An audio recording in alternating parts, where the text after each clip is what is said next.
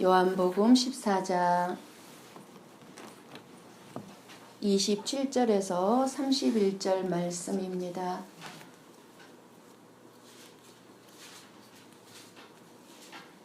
(27절) 말씀 제가 먼저 봉독합니다. 평안을 너희에게 끼치노니 곧 나의 평안을 너희에게 주노라. 내가 너희에게 주는 것은 세상이 주는 것과 같지 아니하니라. 너희는 마음에 근심하지도 말고 두려워하지도 말라.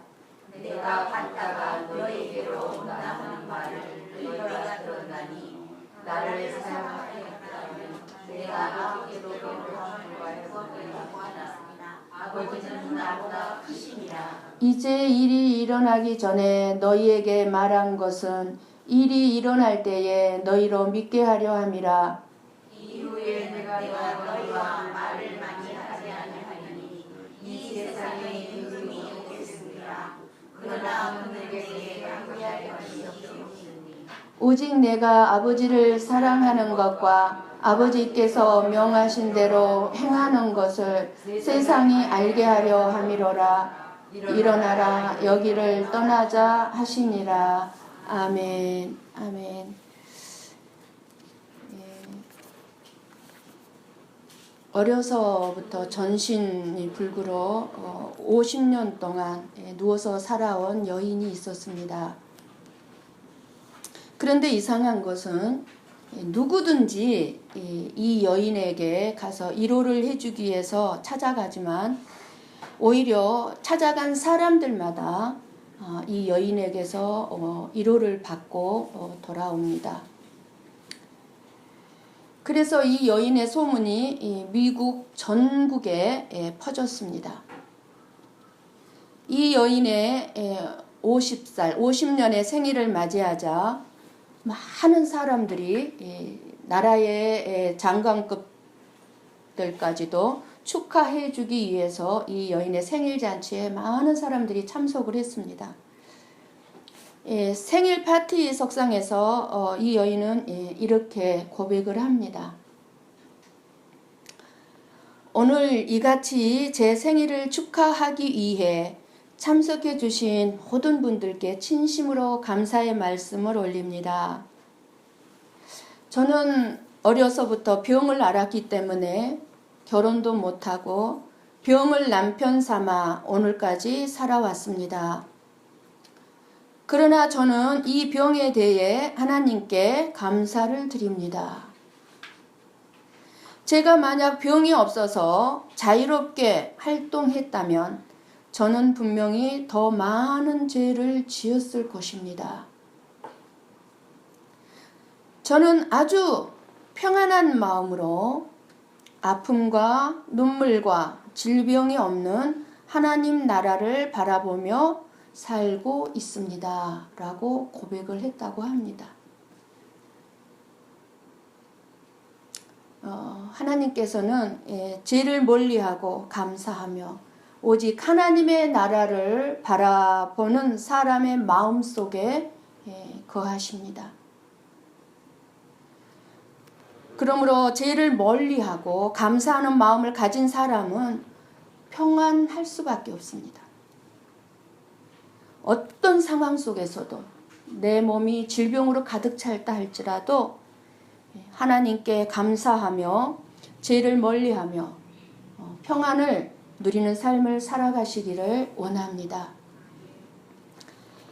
요즘 세계를 보면은요, 뭐 세계까지 볼 필요까지도 없죠.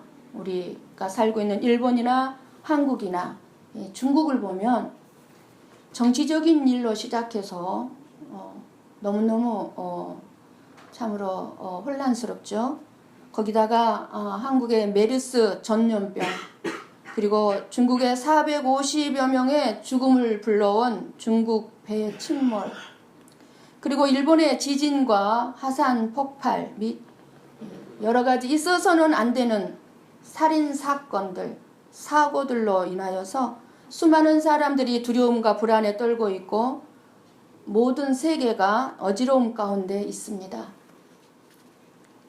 어떠한 문제가 터지고 그 문제가 사라질 듯 하면은 또 어디선가 또 다른 어떤 문제가 끊임없이 일어나고 있습니다. 언제 급삭스럽게 급하게 무슨 일이 우리에게 들이닥칠지 전혀 예측할 수 없는 삶을 우리들은 지금 살아가고 있습니다. 이것이 세상이요 우리가 살아가야 될 인생입니다. 그래서 늘 불안하고 두렵고 염려, 걱정이 멈출 날이 없는 것입니다. 우리의 평안을 빼앗아가는 사건들이 어디 한둘입니까?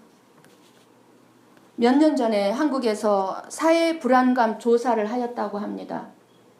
하도 많은 사람들이 불안해하기 때문에 조사를 했는데 당신은 두려움과 불안을 느끼며 살고 있습니까? 하고 조사를 하였습니다.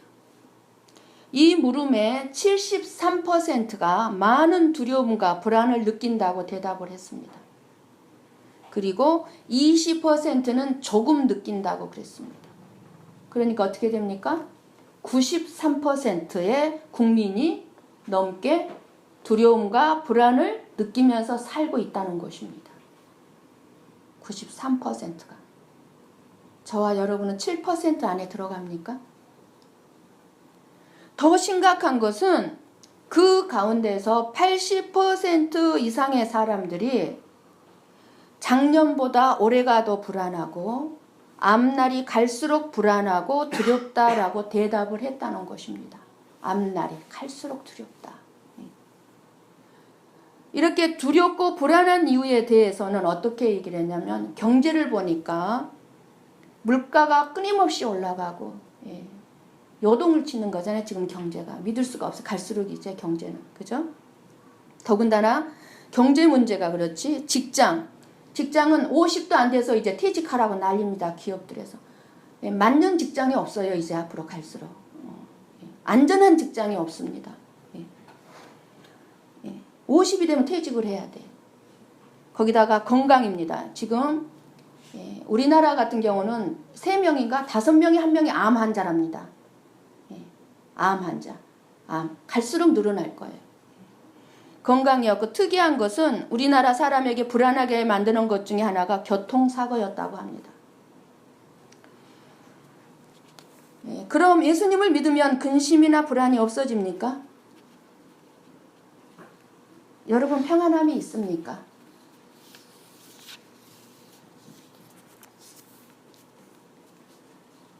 교회에 나와서 말씀을 들을 때는 하나님이 주신 평안을 잠시 얻습니다. 근데 집에 돌아가서 내 현실적인 삶의 문제 앞에서는 어떻습니까? 어느 순간 두렵고 불안해하고 있는 자기 자신을 볼 수 있을 것입니다.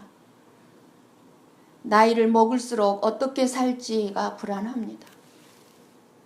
내 딸은 누구와 결혼할지, 이러다가 영원히 노처녀로 사는 것은 아닐까 불안합니다. 어느 순간에 30이에요.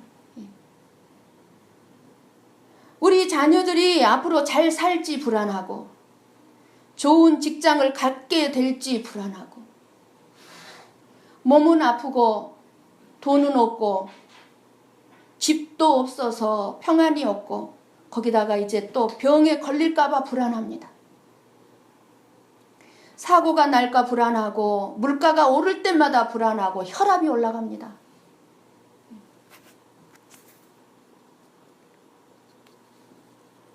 이렇게 예수님을 믿기 전이나 예수님을 믿고 있는 지금이나 불안하기는 똑같은 것 같습니다. 불안해지니까 어떻습니까? 기도를 더 해야 되는데요. 불안한 마음이 있으면요. 기도가 더 안 나와요. 기도는 더 안 되고 돈 하면서 돈 벌러만 나가려고 합니다. 그저 돈 벌어서 뭐 하시려고? 돈 벌어서 뭐 하시려고? 이 시간에도요. 돈 벌기 위해서 하나님 앞에 나오지 못하신 분들이 있어요. 벌지 말라는 게 아니에요. 그러니 어느 날 불안이 자기를 누르고 있는 것을 알게 될 것입니다. 아무리 돈을 벌어도. 불안하니까 이제 우리는 어떻게 합니까? 새벽 기도도 다녀보고 막 집에서든 어디서든 찬양도 불러보고 열심히 예배도 참석해 봅니다. 무엇인가를 막 하려고 해봅니다. 그리고 나면 잠시 뭔가 좀 평안한 것 같긴 합니다. 그러나 잠시뿐입니다. 과연 우리가 이런 신앙생활을 꼭 해야만 합니까? 믿으나 안 믿으나 똑같은데. 교회를 나와도 이렇게 불안하고 두려움의 세상을 살아가는 저와 여러분에게 오늘 예수님께서는 또 말씀하십니다. 평안을 너희에게 끼치노니 곧 나의 평안을 너희에게 주노라. 내가 너희에게 주는 것은 세상이 주는 것 같지 아니하니라. 너희는 마음에 근심도 말고 두려워하지도 말라고 말씀하십니다. 이 시간 살아계신 하나님의 말씀을 들을 수 있다는 것은 엄청난 복입니다.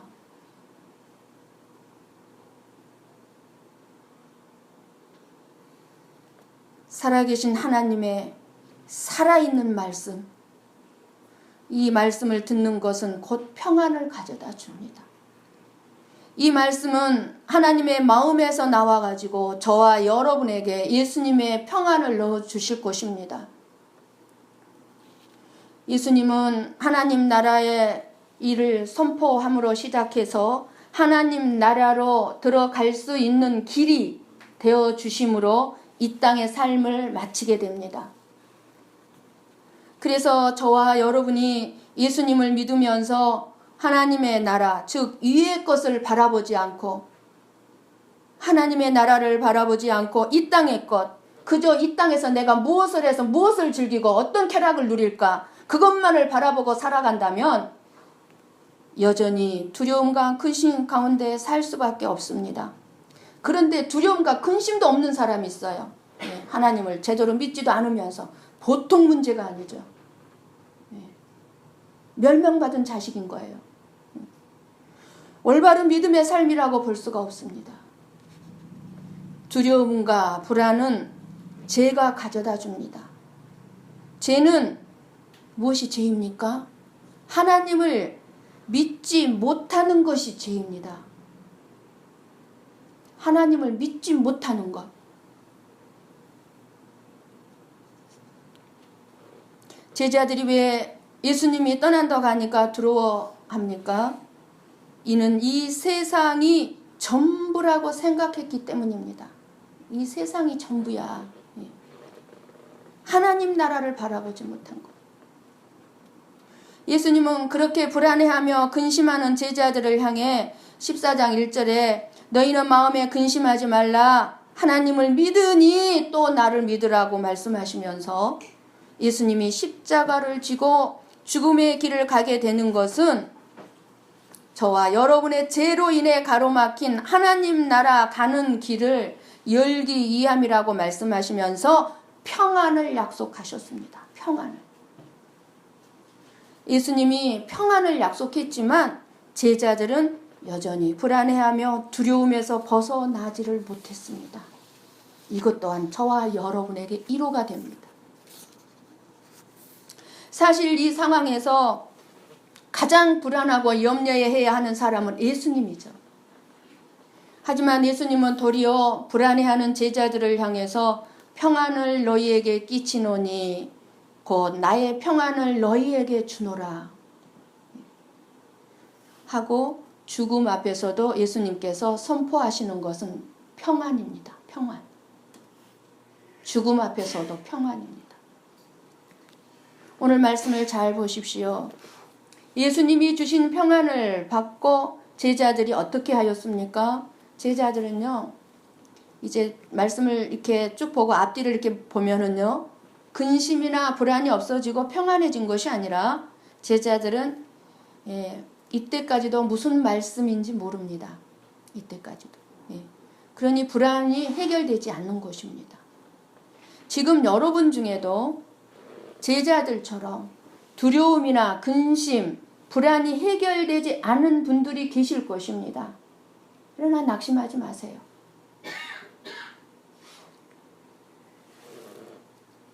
그런데 언제 제자들이 평안하게 됩니까?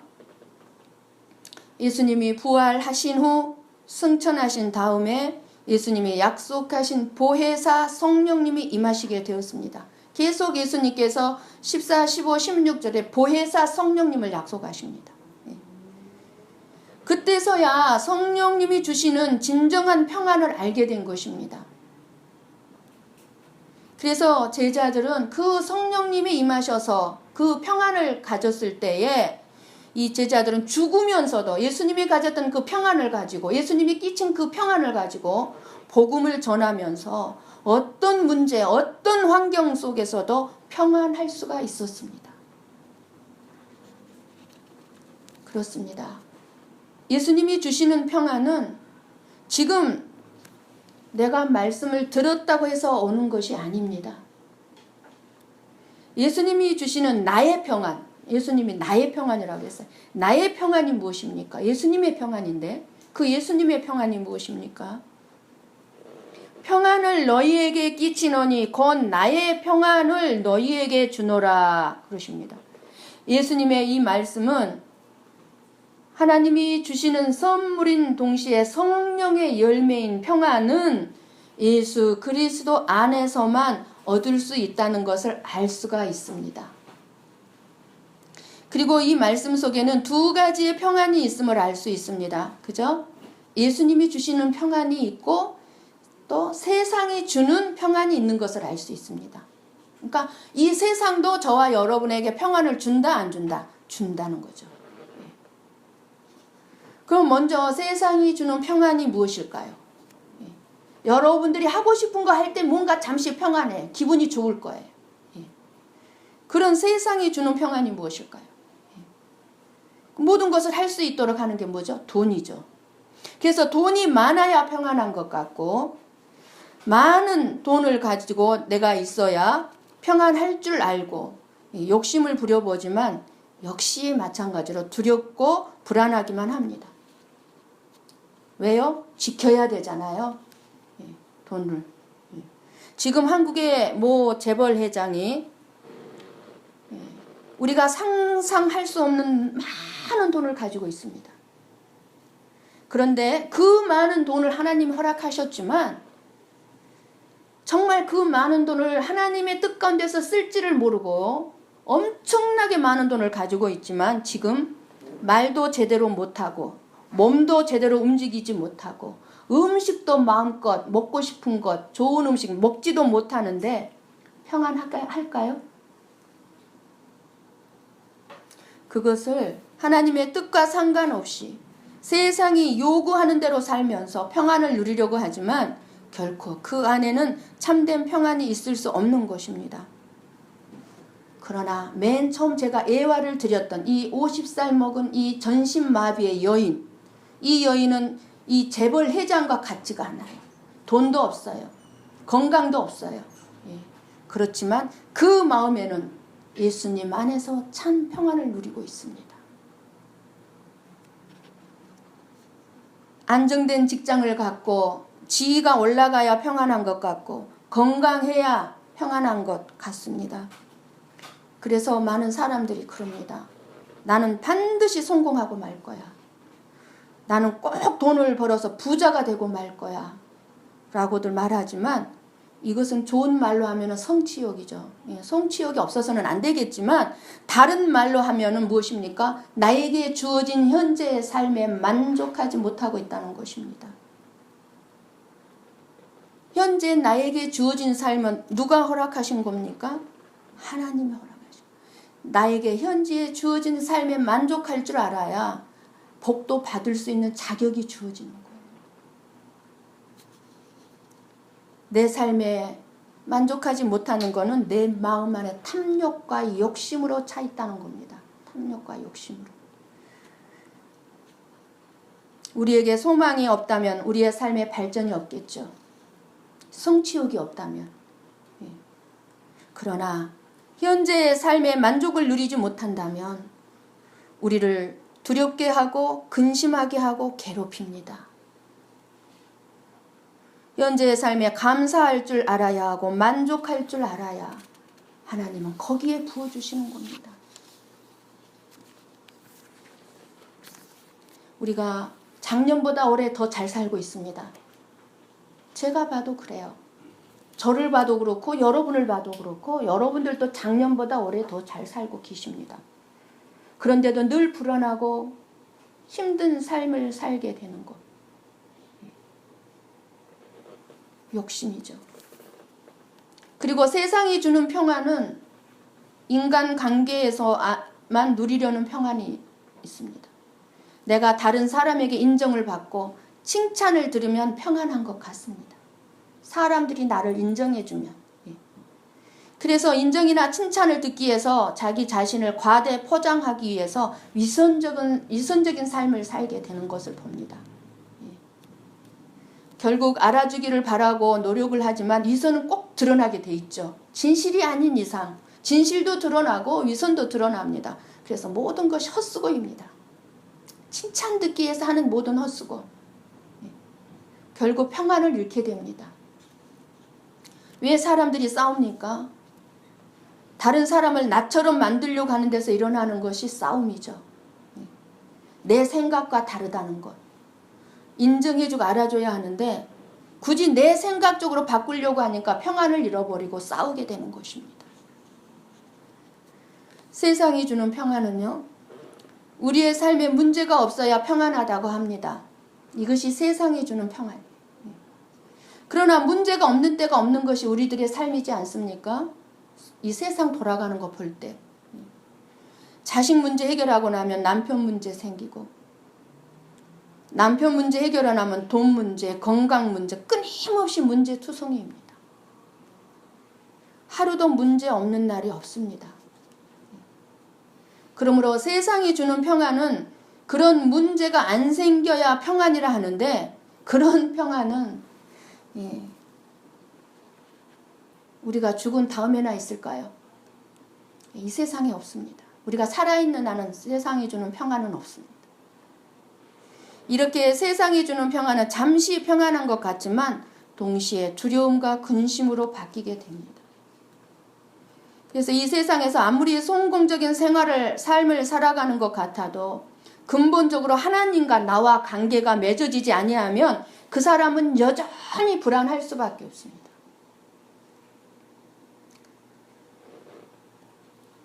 하나님과의 관계가 끊어지면 이 땅의 삶의 현실에서는 그 어떠한 것에서도 참된 의미를 발견할 수 없기 때문이에요. 그렇잖아요? 저와 여러분이 어떤 문제든지 하나님을 떠나서는 의미를 찾을 수가 없잖아요. 돈을 버는 의미를 찾을 수가 없고, 내가 왜 사는지에 대한 의미도 찾을 수가 없고, 내가 자식을 왜 사랑해야 되는지에 대한 의미를 찾을 수가 없어요. 하나님과의 관계 속에서만 모든 의미를 찾을 수가 있다는 사실입니다.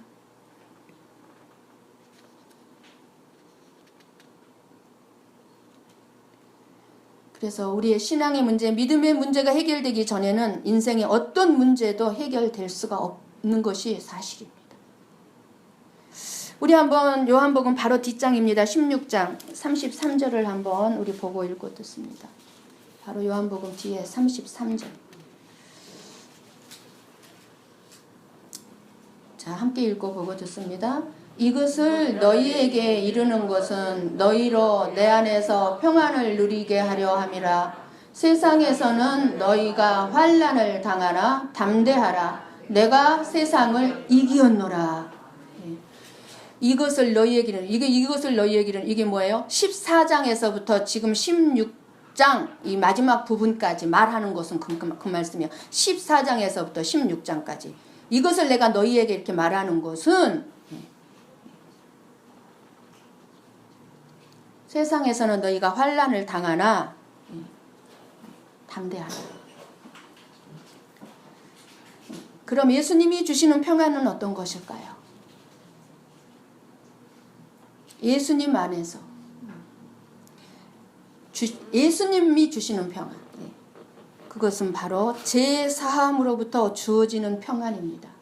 제사함, 결코 정죄함이 없는 평안입니다. 우리 하나님은 저와 여러분을 정죄하지 않습니다. 아무리 잘못해도 정죄하지 않습니다. 그래서 평안해요. 우리가 잘못할지라도 우리는 평안해요.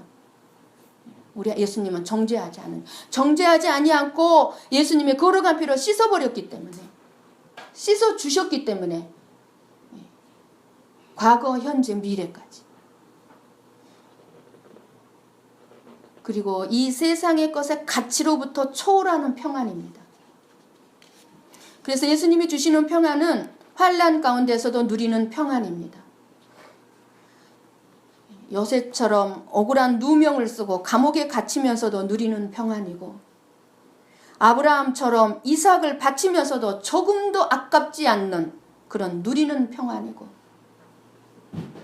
바울처럼 온갖 환난과 핍박과 고난 속에서도 누리는 평안입니다. 우리 인생에 문제가 없는 것이 아니에요.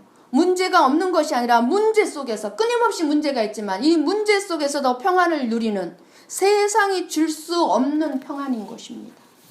세상이 줄 수 없는 평안.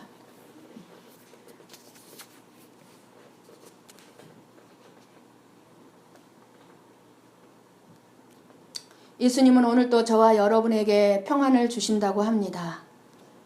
어떻게 주시겠습니까? 죄를 용서해 주심으로 평안을 주십니다. 평안을 너희에게 끼치노니 이렇게 말씀하셨는데, 여기서 끼친다, 이 끼친다는 말에는 용서해 주신다는 의미가 들어가 있다고 합니다. 같은 말이랍니다. 끼친다, 용서한다, 그 말하고 같은 말이래요. 그러니까 내가 너희를 용서하니, 그 말이에요. 평안을 너희에게 끼치노니, 그것은 너희의 죄를 용서하니, 그 말이 들어가 있다고. 그래서 세상이 주는 평안에는 그러면 왜 평안이 없습니까? 금방 답이 나오죠. 죄가 있는 곳에는 평안이 없습니다. 죄가 있는 곳에. 그러기에 참된 평안을 주시기 위해서 지금 예수님은 우리의 모든 죄를 먼저 용서해 주신다는 것입니다. 그래서 우리들의 삶은, 성도의 삶은 예수님의 용서 때문에 평안을 얻게 된 것입니다. 그리고 평안을 누리게 된 것입니다. 예수 그리스도께서 죄인된 저와 여러분을 대신해 십자가를 지심으로 우리의 죄를 용서하시고, 그리고 그 죄의 형벌을 면하게 해 주심으로써 우리가 평안을 얻게 되었다는 것입니다. 그리고 예수님을 믿는 믿음을 주심으로 평안을 주십니다. 그것을 믿는 믿음.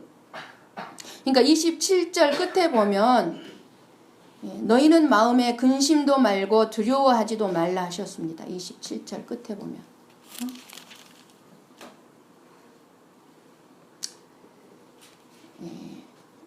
근심하지 도가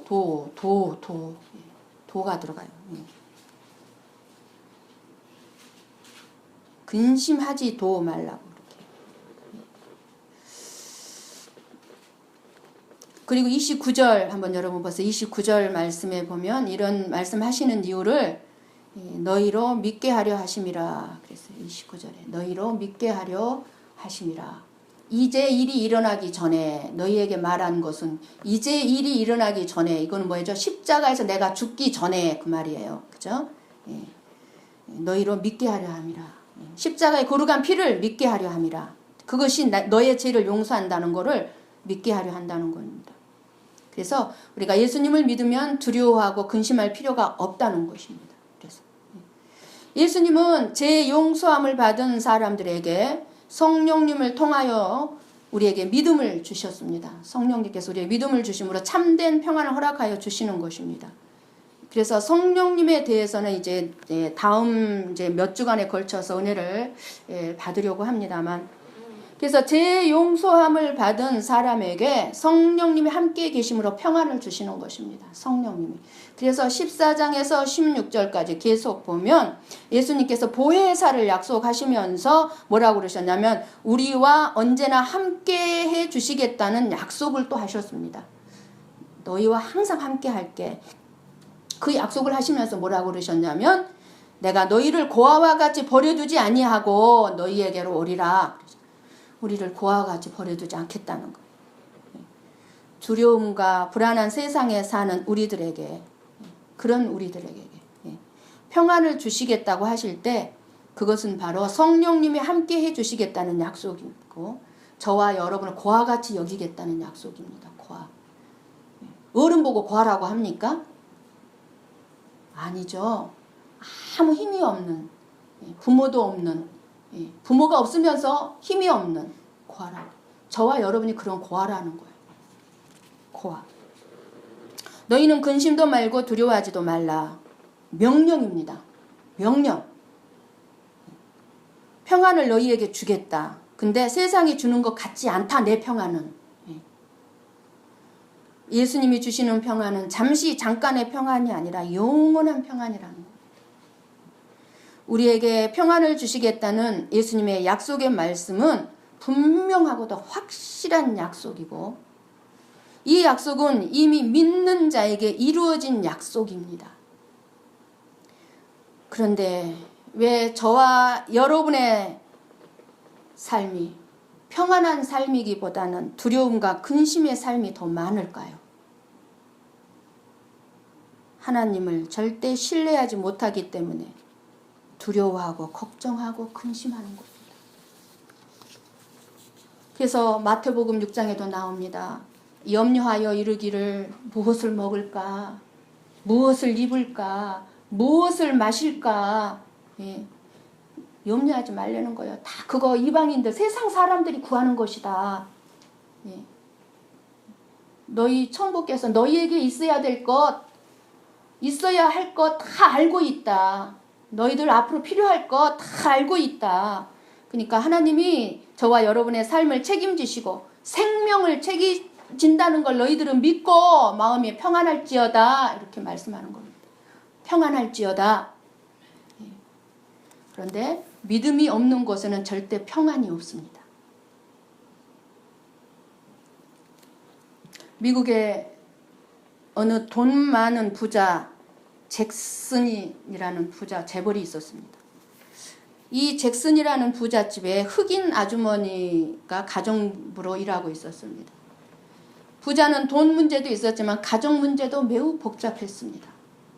그래서 항상 다투고 근심하여 수면제를 먹어야 잠을 이루고 술을 마셔야만 하는 형편이었는데 이 가정부 아주머니는 언제나 평안하고 찬송하며 명랑하게 막 청소도 하고 음식도 하고 그러는 거예요. 그래서 이 잭슨이 물었습니다. 나는 이렇게 돈이 많아도 걱정이 많은데 삶이 늘 힘들고 불안한데 어떻게 아주머니는 우리 집에 살면서 늘 기쁘니 그 이유가 무엇이오? 하고 물었습니다. 아주머니가 대답합니다.